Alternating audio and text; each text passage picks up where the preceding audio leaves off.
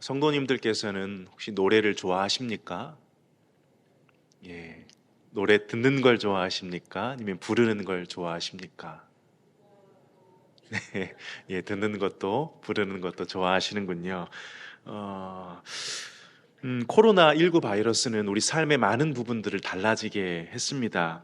어떠한 환경에서도 이 현장 예배가 멈춰진 적이 없었는데, 심지어 로마 제국의 핍박 아래에도 예배는 드렸는데, 이 코로나로 현장 예배에 참석할 수 있는 인원이 정해지더니 심할 때는 아예 예배 순서를 맡은 분 외에는 참여할 수 없는 그런 지경에 놓였던 때도 있었죠. 코로나가 발생했던 2020년 제가 사역했던 교회는 장년이 300명 정도 모이는 작지만 가족 같은 교회였습니다. 코로나가 한창일 때 이 예배 중에 특송도 몇 명 이상 부르지 못하는 조항들이 생겨서 찬양다의 그 찬양을 특송으로 대신했던, 그 독창으로 대신했던 날들이 있었습니다. 하루는 찬양 담당 목사님이 저를 부르시더니 좀 도와달라고 하시는 거예요. 그래서 특송을 해야 되는데 독창을 이제 그때는 한 사람만 해야 될 때가 아마 있었던 것 같아요. 그래서 독창을 해야 되는데 부담들을 가셔서 할 사람이 없다고, 몇 사람 하면은 하는데 독창은 안 된다고, 그래서 좀 해달라고, 독창을 좀 해줄 수 있겠냐고 하시더라고요. 저는 앞에서 설교는 해봤어도 이 독창 특송을 해본 적은 없거든요. 난감했습니다. 제가 평소에 참 좋아하는 목사님인데, 그리고 교회를 위한 일이라는데, 그래서 고민을 하다가 이렇게 말씀을 드렸습니다. 저는 찬양하는 걸 좋아하기는 하는데 성도님들이 제 찬양을 들으시는 걸 좋아하실지는 모르겠습니다. 그러니까 좀 이렇게 자신이 없다는 표현을 좀 애둘러서 이렇게 했는데요. 그랬더니 목사님이 이렇게 얘기하시기를, 교역자는 못해도 은혜가 된다고, 오히려 너무 잘하면 은혜가 안 된다고. 이게 무슨 말씀인지 모르겠는데 너무 잘하면 은혜가 안 되니까 괜찮다고. 그리고 또 두 번째로 뭐라고 하셨냐면 자기가 찬양을 가르쳐 주겠다고 하시더라고요. 그래서 그때부터 일주일에 한 번 반나절씩 그 찬양 담당 목사님에게 레슨을 받았습니다. 그래서 처음에는 사람 목과 입의 구조를 이렇게 프린트해 오셔가지고 소리가 어디에서 나는 건지 이론부터 가르쳐 주셨던 기억이 나요. 그래서 발성 훈련을 많이 받았습니다. 발성을 배우면서 목에 힘을 너무 많이 준다고 힘을 좀 빼라고 지적을 많이 받았습니다. 그래서 힘을 빼야 노래를 할 수 있다는 것, 또 이 목으로만 노래를 하는 게 아니고 몸을 써서 노래를 해야 된다는 것, 그래서 바른 자세가 중요하다는 것, 또 그리고 어떤 소리를 인위적으로 만들어내려고 하지 말고 원래 하나님이 주신 그 소리를 찾아서 그 소리대로 노래하라는 것, 또 결국에는 호흡이더라고요. 그래서 이게 어려워서 다 익히지는 게 못했는데 호흡법도 가르쳐 주시고, 그래서 이것을 통해서 이제 두 번 독창을 했던 기억이 있습니다. 이게 이게 그 정도의 이제 그 찬양, 음악적으로는 참 많이 부족한 찬양이었겠지만 그래도 찬양으로 이렇게 예배를 섬길 수 있다는 그 감격과 기쁨이 있던, 제게는 참 특별한 경험이었습니다. 성도님들께서도 이 노래에 관한 개인적인 경험이나 추억들이 혹시 있으십니까? 한 가지 여쭤보겠습니다. 여러분은 보통 언제 노래를 부르십니까? 노래는 주로 기쁘고 즐거울 때 보통 부르시죠. 감정이 상하고 슬픔과 상실 가운데 있을 때는 노래는커녕 말도 나오지가 않죠. 그럼 노래와 어울리는 장소는 어디일까요? 혹시 어디서 노래를 부르시는지 한번 생각을 해보시면 아마 집에서 이렇게 편안하실 때 노래가 좀 나오실 것도 같고요. 혹은 좋은 자연 환경을 맞닥뜨렸을 때, 아마 우리 백두산 팀이 천지를 봤을 때도 노래가 나오지 않았을까? 주 하나님 지으신 모든 세계, 이런 노래가 나오지 않았을까? 아니면 좋은 사람들을 만나서 즐거운 모임을 한다든지 가족들과 모였다든지 어떤 그런 상황과 분위기에서 이 노래를 부르실 것 같습니다. 혹시 병원 응급실이나 중환자실의 노래가 어울릴까요? 생사를 다투는 그 순간 그곳에는 노래가 어울리지 않지요.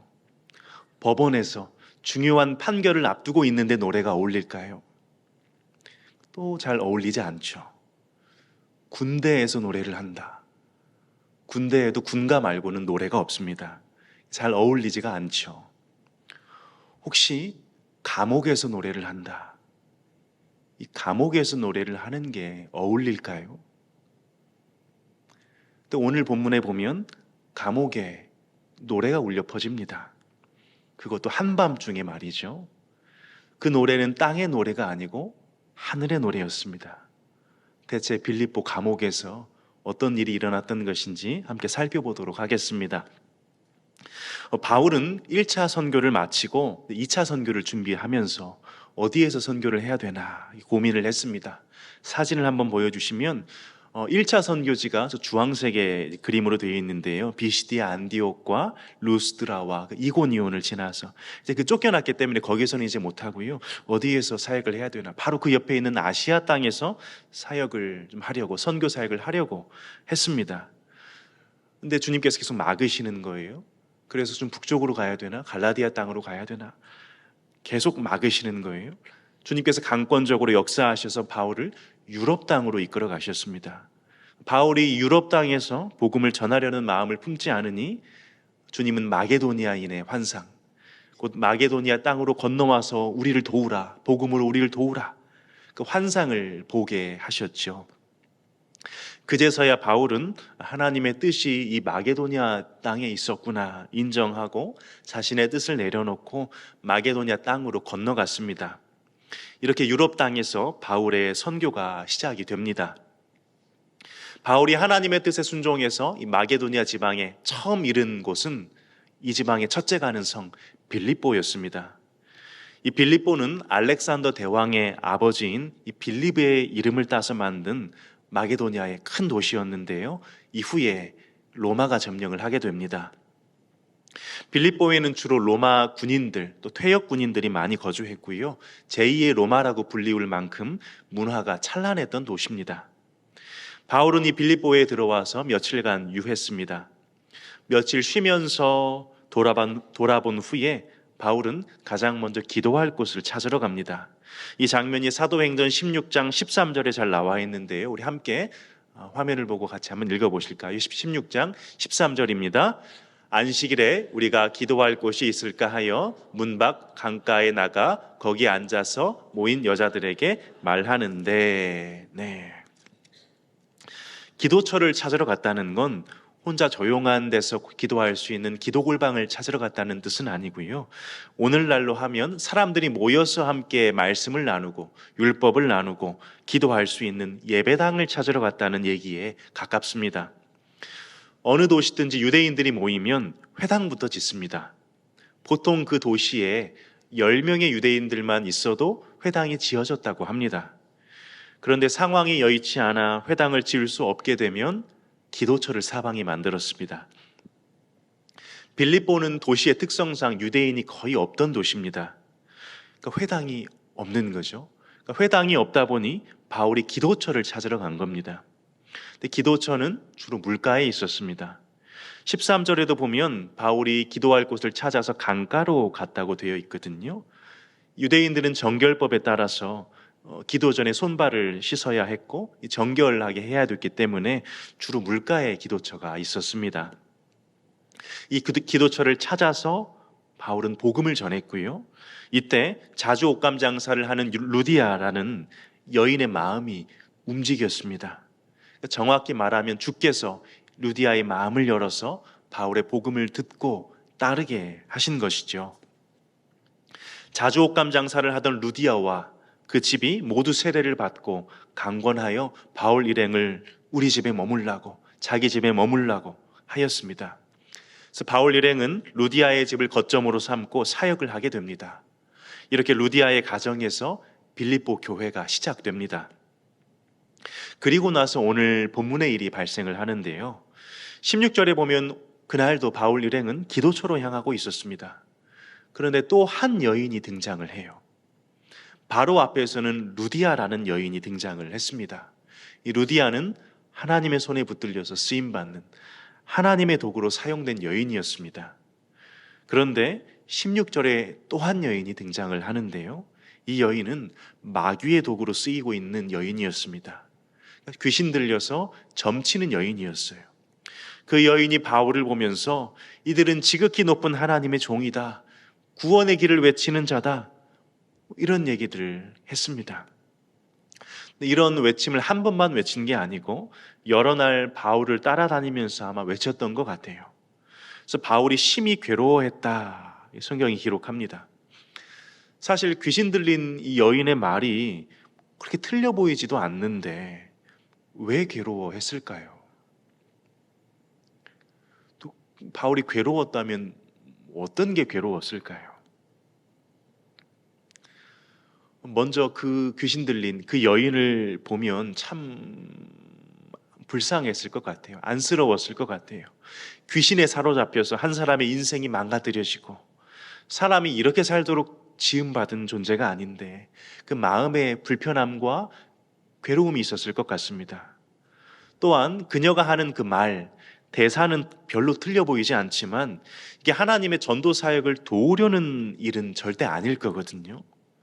그러니까 마귀의 입에서 저런 말이 나오면 어떤 면에서는 귀신 들린 여인, 나나 저들이나 별반 다를 게 없다, 같은 일을 하는 자다, 이런 식의 말일 수도 있고요.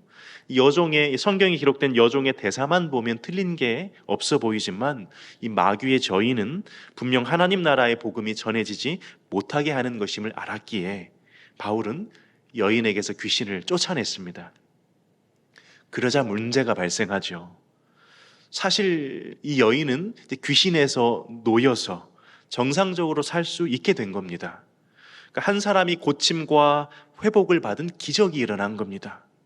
그래서 만약에 이 종을 진심으로 사랑한 주인이라면 몇 번이고 바울에게 감사하다고, 내 종을 살려줘서 정상적으로 살게 해줘서 감사하다고 절을 해야 될 상황입니다.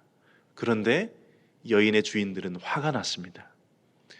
점치는 여인을 데려다가 이 여인이 점을 쳐서 그 발생하는 돈을 가지고, 비용을 가지고 이 주인들이 살고 있는데 소위 이 돈줄이 끊어진 거예요. 그래서 이 부분을 보면서 참 이 주인들이 오늘 세상의 원리를 잘 보여주고 있구나 하는 생각이 들었습니다. 오늘 세상이 어떻습니까? 세상은 한 사람의 영혼의 회복과 치유와 온전케 됨에 대해서는 관심이 없습니다. 그저 그게 나한테 이득이 되느냐, 손해가 되느냐, 이것만 따질 뿐입니다. 그리고는 조금이라도 손해가 나면 부하가 나서 견딜 수가 없는 거예요.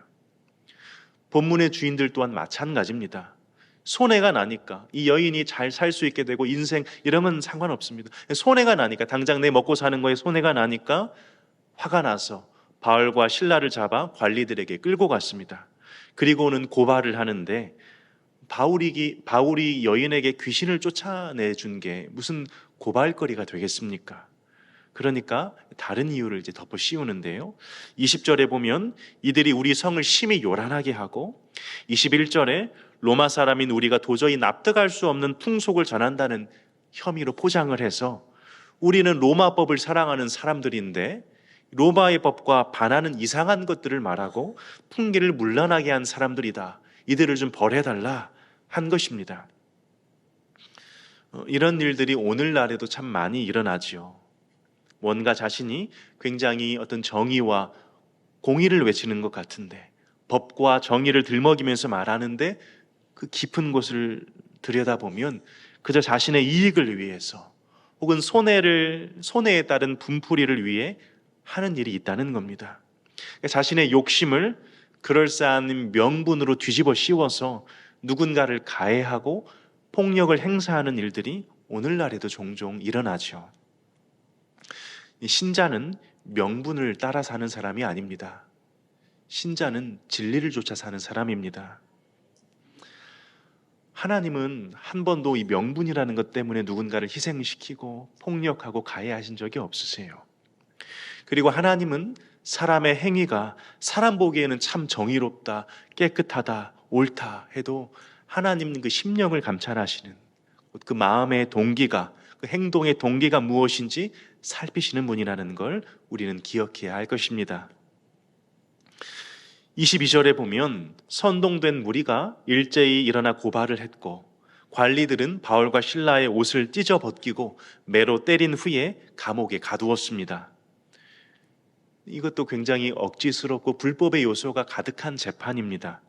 그러니까 무리가 이렇게 주장을 하더라도 바울과 실라에게 변호할 기회도 줘야 하고 절차에 따라서 재판을 해야 되는데 그냥 무리들이 많이 와서 외치니까 절차를 거치지 않고 잡아다가 때려서 깊은 옥에 가둔 겁니다. 24절에 보면 깊은 옥에 이제 가두었다고 되어 있는데요. 깊은 옥은 이 땅의 깊은 곳을 인위적으로 파내서 옥을 만들어 놓은 장소인데요. 여기는 빛이 안 들어옵니다. 그리고 항상 땅을 팠기 때문에 항상 축축하고 추운 중한 죄인들을 가두어 두는 곳이었습니다. 이런 옥에다가 집어넣고 그 발을 착고에 채웠습니다. 착고는 죄수들이 움직이지 못하도록 메어두는 도구였습니다. 한번 생각을 해보십시오. 바울과 실라가 얼마나 만신창이가 돼 있었겠습니까? 이 매를 맞았다는 게 한두 대의 손바닥 매를 맞은 게 아니고요. 여기서 말하는 매는 등가죽이 벗겨질 정도의 그런 심한 매를 가리키거든요. 피투성이가 된 몸으로 깊은 옥에 언제 나갈 수 있을지 모르는 그 깊은 옥에 갇혔고 발에는 족쇄까지 채워져 있습니다. 얼마나 억울할까요? 내가 죄라도 지었으면 재판이라도 정당했으면 그래도 달게 받을 수 있을 텐데 말입니다. 그런데 이 한밤중에 찬송 소리가 들려옵니다. 우리 25절을 한 번 더 읽어보면 좋겠는데요. 우리 25절 말씀을 한 번 더 읽겠습니다. 한밤중에 바울과 실라가 기도하고 하나님을 찬송하며 죄수들이 듣더라. 이 구문을 직역하면 기도하는 중에 찬송했다, 혹은 기도하면서 찬송했다 이렇게 됩니다. 그러니까 하나님 앞에 기도하는 가운데 그 기도가 찬송으로 터져 나와서 찬송 소리가 울려 퍼지는 겁니다. 이 모습을 보면서 야고보서 5장 13절 말씀이 떠올랐습니다. 우리 야고보서 5장 13절 말씀도 한번 같이 읽어보실까요? 너희 중에 고난당하는 자가 있느냐? 그는 기도할 것이요. 즐거워하는 자가 있느냐? 그는 찬송할지니라. 아멘. 바울은 지금 찬송할 때가 아니에요. 어찌 그 마음이 낙심되고 힘들지 않을 수 있겠습니까? 참 안타까운 환경에 처해 있습니다. 처음부터 이들이 찬송을 한 게 아니고 기도했을 겁니다. 하나님, 왜 이런 일을 만나게 하셨습니까? 제가 여기 오고 싶다고 하지도 않았는데, 저 아시아로 가려고 했는데 굳이 이곳으로 주님이 몰고 오시더니 고작 만나게 하시는 게 매질과 감옥입니까? 대체 왜 이런 일을 우리에게 만나게 하신 겁니까? 이런 통곡도 해보고 원망도 해보고, 또 주님, 제가 어떻게 해야 되겠습니까? 하나님 건져 주십시오. 좀 살려 주십시오. 불쌍히 여겨 주십시오. 이런 호소도 하지 않았겠습니까? 이는 기도 가운데, 선행되는 이 기도 가운데 하나님이 바울과 실라에게 응답을 하셨을 거예요. 친히 위로하시고 그 마음에 그럼에도 하늘로부터 부어주시는 평강이 임했을 것이고, 또 주님이 말씀하셨을 겁니다. 내가 너희를 사용할 것이다. 너희를 통해 이 도시에 교회를 세울 것이다. 그래서 죄에 묶인 영혼들을 내가 구해낼 것이다. 알게 하셨을 겁니다. 그래서 바울과 실라의 마음은 예수님의 이름을 위하여 고난받는 것에 대한 기쁨으로 점점 차올랐습니다. 바울과 실라의 기도는 찬송으로 이어졌습니다. 주님, 이만하면 됐습니다. 그냥 나를 데려가십시오. 말해도 이상해 보이지 않는 그런 상황에서 기뻐하며 찬송했습니다. 그리스도의 고난을 내 몸에 채우며 이제 그리스도의 영광이 더 찬란하게 빛나겠구나 기대하고 소망하며 찬송했습니다.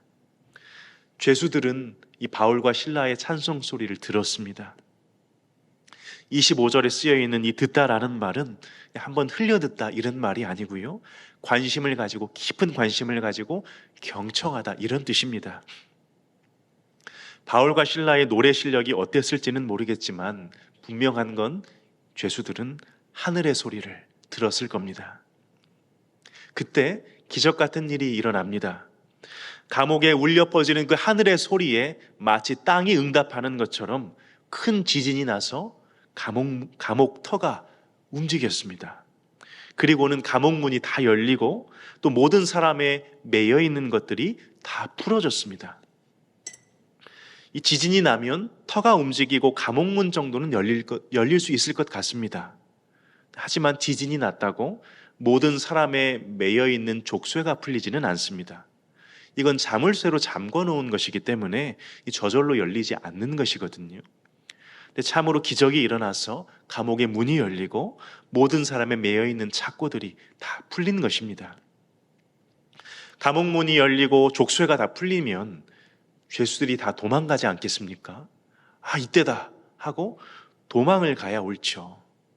굳이 죄수 중에 양심적인 죄수가 있다 하더라도 소수가 남고 다수가 도망을 가는 게 자연스러워 보입니다. 그러나 죄수들이 한 사람도 도망가지 않았습니다. 이들은 일어난 이 기적 앞에 압도되었을 겁니다. 이게 대체 무슨 일인가 하고 큰 두려움이 이 죄수들에게 임했을 거예요. 그래서 그 자리에 꼼짝없이 머물러 있던 겁니다. 감옥을 관리하던 간수가 졸다가 깨보니까 옥문이 모두 열려 있습니다. 간수는 죄수들이 당연히 도망갔을 것이라 생각을 했습니다. 로마의 간수는 이 죄수가 도망가면 그 죄수의 목숨을 자기의 목숨으로 대신해야 됐거든요. 한 사람만 도망가도 자신의 목숨으로 그걸 대신해야 됐습니다. 그래서 이 간수가 생각을 할 때 굳이 문초를 받고 죽임을 당하느니 그냥 명예롭게 내가 자결하겠다 생각하고 칼을 빼들었습니다. 그때 바울이 소리를 치죠. 멈춰라. 네 몸을 상하게 하지 말아라. 우리가 도망가지 않고 다 여기 모여 있다. 29절에 간수가 등불을 가지고 무서워 떨며 바울과 실라 앞에 엎드립니다. 그리고는 바울과 실라를 데리고 나가서 선생님, 내가 어떻게 해야 구원을 얻을 수 있겠습니까? 물었습니다. 성도님들께서는 이 상황에서 간수의 말이 이해가 되십니까? 예, 바울이 다 모여 있었고 죄수들과 간수가 찾아갑니다. 그래서 고맙다. 네가 이렇게 데리고 있어줘서 고맙다 하든지 이게 대체 무슨 일이냐 자초지종을 좀 묻든지 이래야 자연스러울 것 같은데요. 간수는 갑자기 구원의 문제를 꺼내들고는 바울에게 내가 어떻게 구원을 받을 수 있습니까? 이걸 묻고 있는 겁니다. 나는 로마 시민만 되면 구원을 받는 줄 알았는데, 자유로울 줄 알았는데 오히려 나는 세상 속에 묶여 있고 내 책임에서 벗어나지 못하고 쩔쩔매며 있는데 어찌 당신들은 감옥에 갇혀도 찬송을 부르고 고통 가운데서 어찌 그렇게 자유롭고 늠름하고 대범하느냐? 무엇이 너희를 이런 고난으로부터도 자유롭게 하였느냐? 이걸 물은 겁니다. 간수는 바울과 실라의 모습에서 진짜 구원받은 사람의 모습을 본 겁니다. 그래서 선생님, 내가 어떻게 해야 이 구원을, 당신들이 받은 구원을 내가 어떻게 해야 받을 수 있겠습니까? 묻게 된 겁니다. 죄 가운데 있는 자들을 죄의 종이라고 하죠. 오직 죄 가운데 벗어날 수 있게 하는 건 주 예수를 믿고 예수로 말미암아 죄사함 받을 때만 가능합니다. 그래서 바울과 실라는 주 예수를 믿으라. 그리하면 너와 내 집이 구원을 받으리라 했습니다. 바울이 간수에게 제시한 구원의 유일한 조건은 주 예수를 믿는 것이었습니다. 간수는 바울과 신라의 상처를 집에 데려다가 씻어줬고요. 또 간수와 온 그 가족이 예수님을 주로 영접하고 세례를 받았습니다. 이 장면을 크리소스톰이라는 고대 교부는 그는 씻어주었고 또 씻음을 받았다 이렇게 표현하기도 했습니다. 간수와 그 가족의 눈에 바울과 실라는 더 이상 죄수가 아니라 그리스도 안에서 한 형제였습니다. 구원의 말씀을 듣고 믿은 예수를 구주로 영접한 간수와 그 온 가족에게는 참 기쁨이 넘쳤습니다. 오늘은 이렇게 빌립보 감옥에서 이 바울과 실라의 모습을 우리가 살펴봤습니다. 우리도 살면서 바울과 실라 같은 상황을 맞닥뜨릴 때가 있죠. 하나님이 대체 왜 이러시는가? 왜 나에게 이런 감옥과 매질을 허락하시나? 나는 그저 믿음으로 살았을 뿐인데, 주님 사명에 순종했을 뿐인데 고난과 억울함을 당하는, 이해되지 않는 순간을 우리도 만날 때가 있습니다. 우리는 이때에 어떻게 해야 될까요? 우리가 억울하고 부당한 일들, 납득하기 어려운 고난을 마주할 때 가장 먼저 기도할 수 있어야 합니다. 너무 뻔한 말이죠. 그런데 고난 가운데 기도하는 게 절대 쉽지 않습니다. 절대 뻔하지 않습니다. 정말 이 고난 가운데 도움을 주실 분이 오직 하나님이심을 믿어야 기도할 수 있기 때문입니다. 또한 이 고난마저도 하나님이 몰라서 일어난 일이 아니고 하나님의 손 안에 있음을 신뢰하는 자만이, 겸손한 자만이 기도할 수 있기 때문입니다. 그렇게 주님을 인정하고 또 주께만 도움을 구하며 엎드려 기도하는 가운데 하나님께서는 당신의 뜻과 마음을 알게 하시고 또 위로하시는 과정을 거쳐서 우리가 비로소 인정하게 되고 납득하게 되고 찬송하는 데까지 다다르게 되는 겁니다. 바울과 실라는 감옥에서 기도하고 또 찬송하면서 이제 내가 잔잔한 강을 걷듯이 순탄하게 가느냐, 혹은 큰 풍파로 무섭고 어려움 가운데 가느냐, 내게 손해가 되느냐 이익이 되느냐, 이게 중요한 게 아니고 나의 어떠함을 통해서라도 오직 하나님의 복음이 전파되면 되겠구나. 이 소망 없어 보이는 감옥에서도 죄인들이 경청하고 간수가 듣고 회심하는구나. 이곳에도 하나님의 분명한 목적이 있었구나. 마치 죄수들을 꽁꽁 묶었던 그 감옥문이 활짝 열린 것처럼 내가 가서 하나님의 복음을 전할 때 주께서 역사하사 죄의 사슬에 묶인 자들을 풀어내시겠구나 알게 되고 찬송했을 겁니다. 이런 사람은 세상이 감당하지 못할 사람이죠. 바울은 이후에 로마에 갈 때도 죄수로 묶여서 갔습니다. 그럼에도 내가 죄수로 가든 뭐로 가든 오직 이 복음만 전파되면 된다, 나는 그럼 기쁨으로 간다 하고 갔습니다. 우리에게도 이러한 마음과 사명감이 있기를 바라고 우리의 희로애락 모든 상황 가운데 하늘의 노래를 부를 수 있는 믿음이 있기를 또한 간절히 소원합니다. 두 번째로 생각해 보기를 원하는 건 기도의 결과는 항상 감사와 찬송으로 온다는 겁니다. 성경에 찬양과 감사는 항상 짝을 지어서 나타나고요, 기도의 결과로 나타나는 상호관계가 있습니다. 데살로니가전서 5장에 보면 우리가 잘 아는 이 말씀이 있습니다. 5장 16절로 18절까지 말씀 우리 함께 화면을 보고 함께 읽어보실까요? 항상 기뻐하라, 쉬지 말고 기도하라, 범사에 감사하라, 이것이 그리스도 예수 안에서 너희를 향하신 하나님의 뜻이니라. 아멘. 이 감사는 기쁨을 동반하고요, 이 모든 것은 하나님과 막힘없는 이 소통인 기도의 결과입니다. 기도와 그것이 가져다주는 기쁨과 감사, 이것이 바로 믿음으로 사는 자, 그리스도인이 나타내야 할 모습입니다. 오늘 기도하러 이 자리에 나오셨는데요, 기도의 제목들, 우리가 처한 형편들은 다 다를 겁니다. 우리가 가진 문제의 영역들도 다 다를 것이고요, 그 깊이도 다 다를 겁니다. 그러나 오늘 우리가 올려드리는 그 기도의 끝은 모두 감사와 찬송이 되기를 바랍니다. 우리도 살아가다 보면 감옥에 갇힌 것 같은, 두 발이 착고에 묶인 것 같은 그런 상황과 일들을 경험하게 됩니다. 스스로 자신을 올가매는 경우도 허다하고 또 알 수 없는 것들이 원인이 되어서 깊은 지하 감옥과 같은 곳에 착고에 채워져 던져지는 때를 만날 수 있습니다. 이럴 때 옥문을 여는 것은 기도와 감사와 찬양임을 기억하시기 바랍니다. 놀랍게도 감사 앞에서 힘을 제대로 쓰는 착고는 없습니다. 신자가 가장 강할 때는 감사로 충만할 때입니다. 그런데 문제는 감사가 이게 억지로 되는 게 아니라는 거죠. 또 하기 싫어서 안 하는 게 아니고 누구나 감사하고 싶은데 감사가 나올 만한 상황이 아니니까 못하는 거죠. 이 사람들은 감사라는 걸 내 속에서 꿈틀거리고 올라오는 것이라 생각을 합니다.